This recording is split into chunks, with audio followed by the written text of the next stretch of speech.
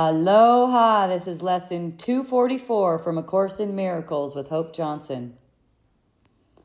I am in danger nowhere in the world. Your son is safe wherever he may be, for you are there with him. He need but call upon your name, and he will recollect his safety and your love, for they are one. How can he fear or doubt or fail to know he cannot suffer, be endangered, or experience unhappiness when he belongs to you, beloved and loving, in the safety of your fatherly embrace? And there we are in truth. No storms can come into the hallowed haven of our home. In God we are secure. For what can come to threaten God himself, or make afraid what will forever be a part of him? And that concludes the lesson. I am in danger nowhere in the world. So let's take a pause and let these words settle in. Quiet your mind. I am in danger nowhere in the world. Let this lesson remind you that your safety isn't earned by being vigilant. It's not secured by looks or walls or locks on your doors. It's given, it's guaranteed. And that safety is changeless. It's not resting on any defenses you set up in the body or in your home, bars on your doors. Danger doesn't enter love, and your love. There's nothing here that can harm you. An infinite being can't be harmed by anything. Right? So it's only believing that you're something other than what God created that tells you there's any kind of danger. And my friend and I were just sitting here talking about finances. That's one danger that comes up, right? Oh my gosh, what if I don't have enough? And I was sharing, I just spend whatever needs to be spent in the moment. You know, you're never wasting anything. Let's say you're never wasting money, no matter how much you seem to have. Let's say you have $50 and something costs $20, right? You're never wasting money if you're listening to the Holy Spirit. You can't be. But when you go into your mind and go, oh, well, let me make a strategy here about how I'm going to do all this stuff, then you can't be listening, can you? You know, don't get me wrong. If you need a strategy because you don't have the faith for it, you need a strategy because you don't have the faith for it. But notice you don't have the faith for it. And there's something for you to see there. All fear of anything in the world is just an echo of forgetting who you are. It's a dream that you left your home. It's allowing yourself to sit back on the throne, sit back on the lap of God where you go untouched by anything, nothing in the world. Okay? It says, you are in the hallowed haven of your home. That's right now. As surely as the sun shines, that's where you be. Nowhere else. So you call upon the name of God, not as a beggar, as his son, remembering him. Not, God, give me more money in the world, something like that. No, the only prayer is to see things truly, to see that you are still as God created you, and there's nothing here that can harm you. Notice your breath. You could look at this. Let's say you're out at a restaurant. There's a couple things on the menu. You feel guided for something that's most expensive thing on the menu. Notice your breath. What happens there? Do you seize up? Or can you just trust? It's no judgment. It's just an observation. This is how the mind shifts This is how the mind gets healed. You're observing. Oh, wow, look at how I seize up. Even though I seem to have the money, I have the ability, or I have the credit, let's say, to get this thing. I'm closing off.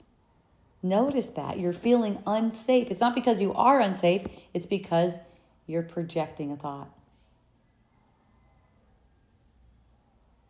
You know, the main, I guess you would call it the main idea of A Course in Miracles is nothing real can be threatened and nothing unreal exists. So simple. How can you be threatened by a bill, let's say? How can you be threatened by numbers on a computer screen that indicate how much you're worth? This can't threaten you. Your peace is right here in the moment, and you're absolutely abundant. You know, in one place in A Course in Miracles, it cracks me up where it says, you actually believe that you're sustained by strips of paper and metal discs. But you're sustained by the love of God. The strips of paper and the metal discs, or in our case, numbers on a computer screen now, are symbolic.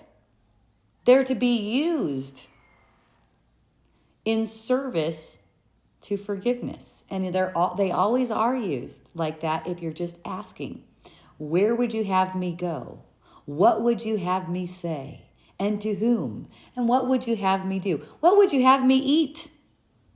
What would you have me eat at this restaurant? All you have to do is ask, and then trust that whatever comes to you is correct. That's correct. Remember, God's will for you is perfect happiness, so you'll be happy. Dare to see how harmless the world is. Dare to see how your trembling stops when you just trust God. How your victimhood falls away. How this idea that you have to hustle, that you have to strategize to try to get something to sustain you, to give you more comfort. Your comfort is in your idea that God gave you, that you're one with Him. So let this be your constant remembrance today. Where I go, God goes with me. What I am is what God is. No threat can touch me because I'm part of Him. He's unthreatened. He's untroubled. He doesn't have any debt. Debt is just another word for guilt. No one has any debt. That's ridiculous. You just rest and smile. Smile at every thought that says, you're taking too much. You're wasting money. It's true. You don't want to waste any money. You don't want to waste anything. You want to use everything for forgiveness. It's a waste when you're using money from a sense like you're closed off, from a sense of loss. Notice how your mind strategizes. Like, let's say you have $100 in a bank and you give someone 50 and then you believe you have 50. You never even had that 100. It really doesn't make any sense.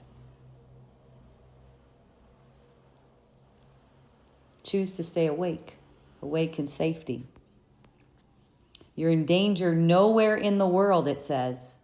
And that's because you're not of this world. That's why you're not in danger anywhere in the world. You're having a dream.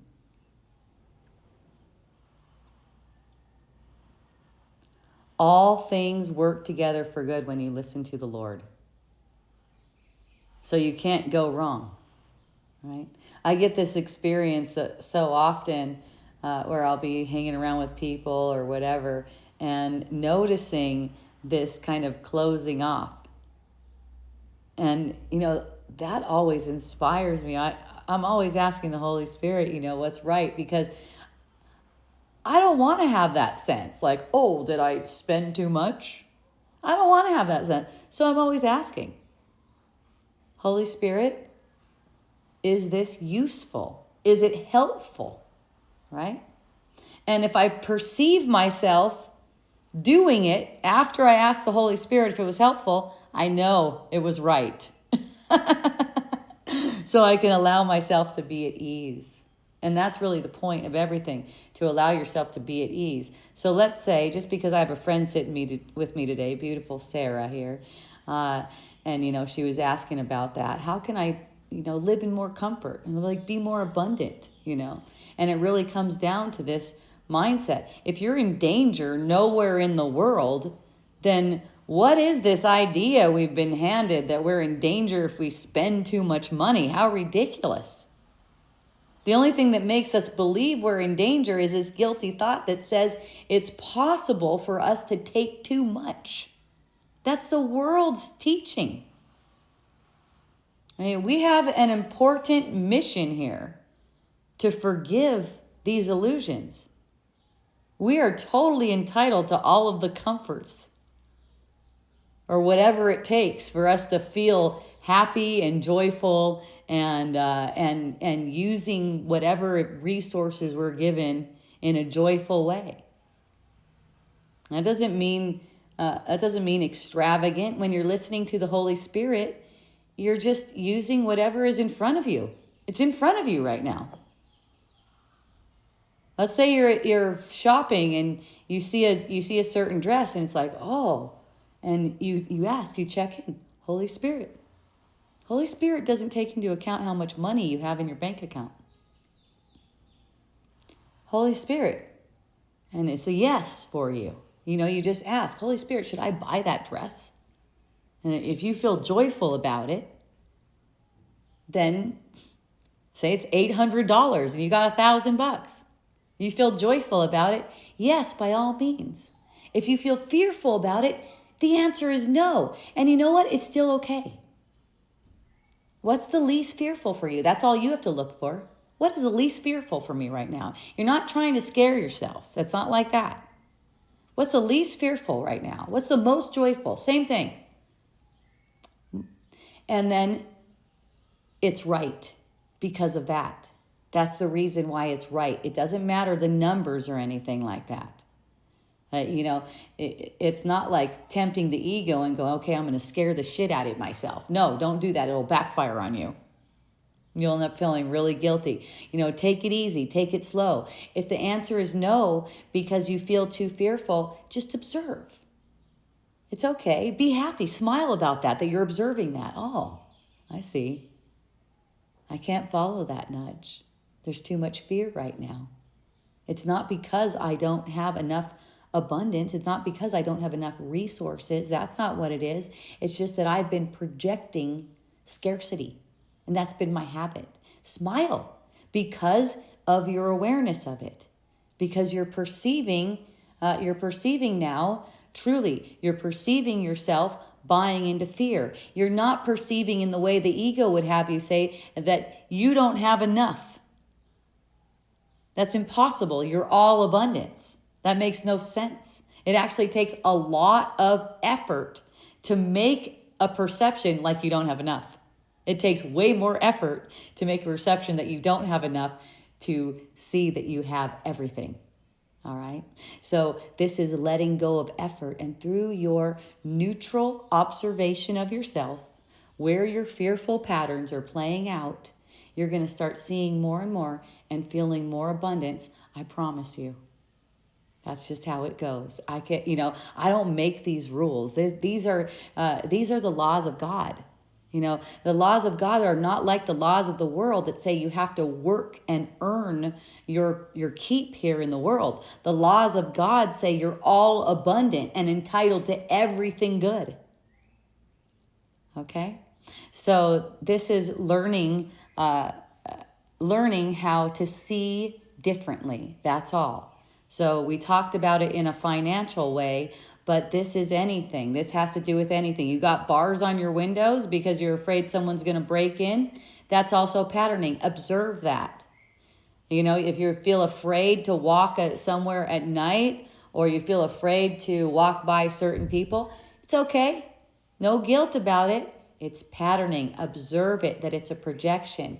And over time, you'll see that you're becoming more and more available to whatever the Holy Spirit would have you do, buy, eat, talk to, anything. because you've purified those thoughts. And this is the purification. It's just a matter of watching with neutrality where you're projecting that you're in danger somewhere in the world.